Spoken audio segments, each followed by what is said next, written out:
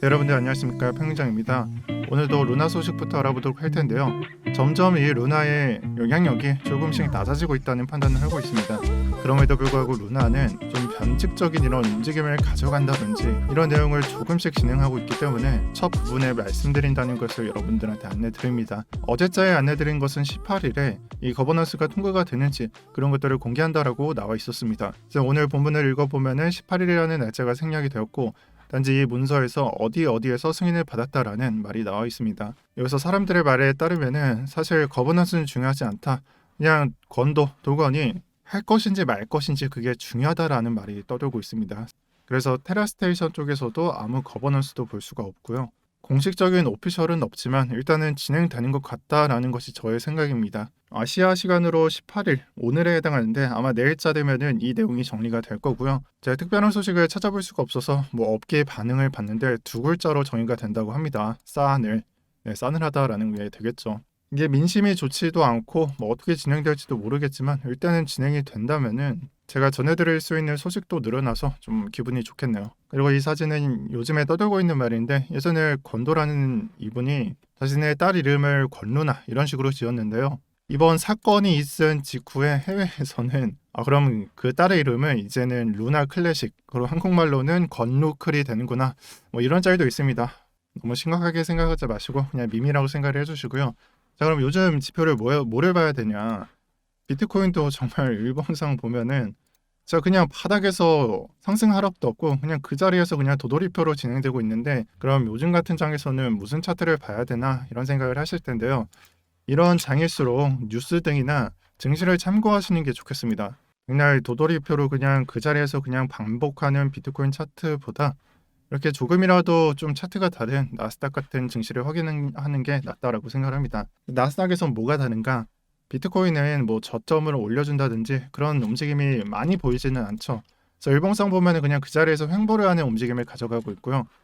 나스닥의 경우에는 조금 반등을 했습니다. 그래서 11.7부터 12.5K까지 약 6% 정도가 되나요?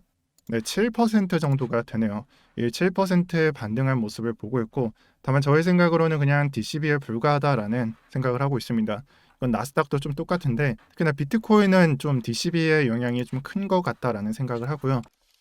그만큼 여러분들께서 이번 장을 어떻게 정의를 하시던지 간에 정말 전고점을 넘기는 일이 없다면은 추세가 하락에서 상승으로 바뀌었다라는 생각을 하시면 안 될 것 같습니다. 또한 그 부분에 있어서 비트코인도 여러 볼점이 많아요. 어떻게 보면은 일봉상 보면은 그냥 그 자리에서 그냥 횡보를 한다라고 생각을 할 수도 있고, 4시간 봉으로 봤을 때도 그냥 횡보구나 라고 생각을 할 수도 있는데, 상승 이후에 반등이 나오죠.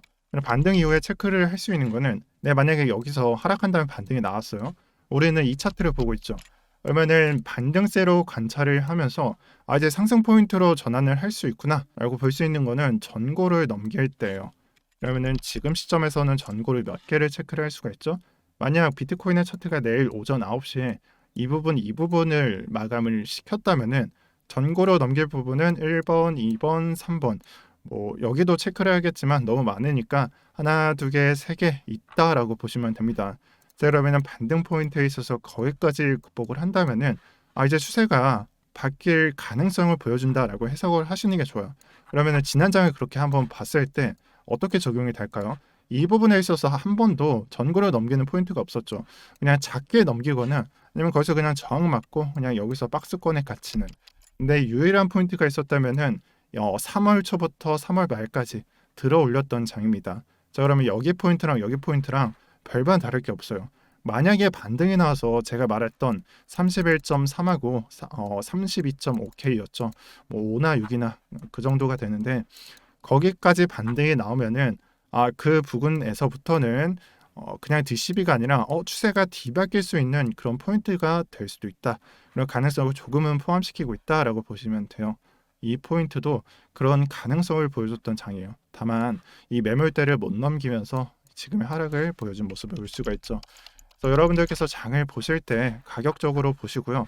그리고 웬만하면 지금같이 그냥 진짜 이거 너무하긴 한데 그냥 횡보만 이런 식으로 진행을 할 때는 뉴스 등이나 아니면은 그냥 증시 차트를 보면서 이 부분도 어떻게 변경이 되었는지 그런 부분만 체크를 해주시는 게 좋아요.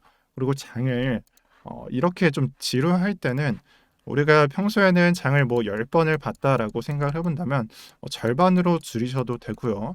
아니면 정말 그냥 알트코인 매매를 좀 적극적으로 좀 반등 크게 나오는 것들 지루함을 떨쳐내면서 조금씩 도전해 보는 것도 좋아요. 하지만 비트코인만 보시는 분들에 있어서는 10번 보시던 분은 뭐 5번 보셔도 되고, 저는 그래도 하루에 한 두세 번 정도는 봐야 된다라고 생각을 합니다. 그 차트에 있어서 비트코인이 지루하다면 나스닥을 주로 확인해 주시는 게 좋다라고 말씀을 드릴게요. 자, 여기서 몇 가지를 그어드렸어요. 일단 첫 번째 말씀드릴 수 있는 거는, 저는 워너 차트상 진짜 찐 저점은 200만 원이라고 생각을 합니다. 네, 여기서 플러스 마이너스 알파를 표시해 드렸죠. 음, 저점은 200만 원인데 그보다 조금 변경이 될 수도 있다. 마이너스는 아닐 수도 있다라고 생각을 해요. 어찌 됐던 간에 변동이 있을 수 있는 거는 김프값 때문에 그렇습니다.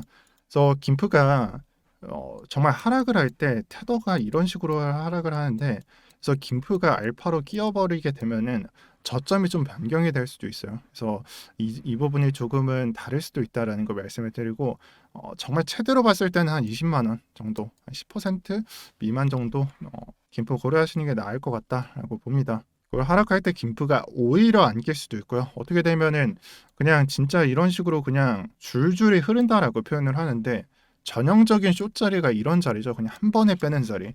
그러지 않고 그냥 흐르면서 빼면은 김프가 안 낄 수도 있다. 그리고 200만 원 이상 이탈을 한다면, 즉 이 가격 아래면은, 제가 예상했던 거는 비트코인이나 이더리움이나 한번 높여준 이 차트가 직전의 고점 아래로 내려가지 않는다는 걸 가정하고 있어요. 근데 이거를 만약에 뚫고 내려간다? 이렇게 화살표 표시를 드렸죠. 만약에 if 뚫고 내려간다? 그건 제 시나리오상 없습니다. 그리고 만약에 내려가게 된다면은 진짜 거의 아무도 저점을 예측할 수 없을 거다라고 생각을 합니다. 그냥 중요한 매물대 체크하면서 여기서 저점이다라고 말씀하시는 분들이 있겠죠. 근데 그마저도 저는 예상이 불가능하다라고 생각을 하는 사람입니다. 그래서 제 예상 시나리오상 하나의 포인트만 있다라고 말씀을 드릴게요. 그러면은 제가 예상을 했을 때 어떻게 저점이 나올 것인가에 대해서도 말씀드리고 싶은 건, 우리가 추세가 뒤바뀌는 포인트를 잡을 때 뭐 RSI나 MACD나 뭐 거래량이나 이런 것들을 많이 말씀드렸지만, 대부분의 차트는 더블 바텀식이 가장 좋습니다. 외봉으로 나오는 그런 반등은 사실 코로나 또는 정말 변칙적인 그런 장 외에는 없어요. 정말 차트적으로 정석적으로 보려면은 그냥 차트가 더블 바텀 찍을 때 추세가 전환이 된다라고 보셔도 좋아요. 근데 이걸 정반대로 하면은 더블 탑이 되겠죠. 제가 한 가지 예를 들어 드리자면은, 스토리지 차트가 이 더블 탑의 전형적인 예를 보여주고 있습니다. 그래서 하락할 때가 아니라 더블 탑을 찍을 때 추세가 전환됐을 때는 스토리지를 한번 참고를 해보시는 게 좋고요. 그리고 비트코인도 사실 더블 탑을 찍고 마감을 한 것도 맞아요. 이것도 그렇고, 그러니까 우리는 생각을 이 정반대로 생각을 하면 되겠죠. 저점이 나오게 되면은 내가 굳이 막 여기서 잡고 여기서 손절하고 잡고 이런 식으로 하기보다 그냥 더블 바텀을 보고 그 부근부터 들어가는 게 저는 좋다라고도 생각을 합니다. 다만 더블 바텀을 봤을 때 우리가 차트가 딱 여기까지만 있다고 생각을 한다면, 이런 식으로 두 번을 내리게 되는 것은 잡기는 좀 더 어려울 수도 있어요. 하지만 이런 식으로 더블 바텀이 될 수도 있고, 아니면 제가 표현드린 대로 이런 식으로 더블 바텀이 될 수도 있습니다. 지금 영상을 보시는 분들은 이런 식으로 기대를 하고 계실 텐데, 추세 전환의 가장 좋은 포인트는 저점을 이런 식으로 낮추는 편도 저는 좋다라고 봅니다. 물론 좀 잡기는 어려울 거예요. 왜냐하면 우리가 더블 바텀을 이런 식으로 볼 수도 있으니까요. 이거는 장이 진행될 때 어디가 저점인지 우리가 알 수 없기 때문에 굉장히 혼용되는 포인트이기도 합니다. 그럴 때는 그냥 보조지표를 빌려서 우리가 보든 간에 그런 식으로 좀 보는 게 낫다라고도 생각을 합니다. 그것이 상승 다이버전스가 되었던지 아니면 더블 바텀이 되었던지 간에, 아니면 한 번 더 속고 다시 올리던지 간에 그냥 아예 안 보는 것보다는 낫다라고 보셔도 좋겠습니다. 그리고 아까 증시에 대해서 말씀해 드렸는데, 증시가 지루할 수도 있어요. 그러면은 정말 예전 방법이기는 한데요. 여러분들께서는 뉴스 요즘에 많이 보신 분들 없죠? 굳이 그냥 뭐 경제 뉴스를 비포함하더라도 코인 관련된 뉴스 중에서도 이번 장에 대해서 설명을 해주는 게 많습니다. 이건 제가 준비한 자료가 아니라 코인데스크의 자료인데, 지금 아래에 있는 것은 익스체인지 웨일 레시오라고 나오죠. 그러니까 거래소로 고래가 얼마나 입금을 했는지 나타내는 값입니다. 거래소로 비트코인을 입금한다, 거래소로 테더로 입금한다. 이 느낌이 다르죠. 전자 비트코인의 경우에는 매도 물량으로 이어진다라는 인식으로 하락 지표로 많이 활용이 되고, 테더가 입금이 된다라는 것은 매수, 매도, 롱숏이 둘 다 가능하지만 보통은 그냥 매수를 하러 입금을 한다라고 받아들입니다. 그런 면에 있어서 비트코인을 거래소로 입금을 한다라고 하는 것은 지금 장에 있어서 긍정적으로 볼 요소는 없는 것 같습니다. 이런 것들을 하나하나 그냥 뭐 기억을 하고 막 외운다라기보다 그냥 뉴스 사이트에 들어가서 이런 뉴스도 있구나. 그러니까 이런 것들 다 제외하고 정말 내가 생각했을 때 중요한 이슈들, 그런 것들, 이런 것들 있죠. 참고로 해보시면서 보시면은 현재장에 대해서 사람들이 어떻게 생각을 하는지 그런 것들을 찾아볼 수도 있습니다. 그래서 많은 분들이 지금 현재장이 좀 지루하시고 되게 사람들의 말, 그러니까 이 장을 평가하는 사람들의 말도 좀 다르다는 것을 생각을 하고 계실 텐데, 그럴 때일수록 여러분들의 마음을 진정을 시킬 수 있는, 그러니까 상승과 하락이 헷갈리는데 이 사람은 어떻게 말을 하는지, 그리고 그 근거는 무엇인지 이런 것들을 확인하시면은 현재장에 대해서 불안함을 떨칠 수도 있다라고 생각합니다. 그 면에 있어서 제 영상도 조금은 도움이 되셨으면 좋겠고요. 오늘은 이걸로 영상을 마치도록 할게요. 제가 여러 긍정적인 이슈들이나 아니면은 떡상할 수 있는 자료들을 말씀을 안 드려서 한편으로는 미안한 감정을 갖고 있습니다. 하지만 제가 봤을 때는 매수할 수 있는 기간이 얼마 안 남았음을 느끼고 있습니다. 그래서 제가 매수를 할 때는 이런 장에서는 현금을 들고 있었다, 들고 있어야 한다 라는 말을 했던 거를 좀 생각을 해보면서 천천히 기다리시면 좋겠습니다. 오늘도 편경장이었고요. 오늘 자료가 도움이 되셨다면 구독 한 번씩 부탁드리겠습니다. 감사합니다.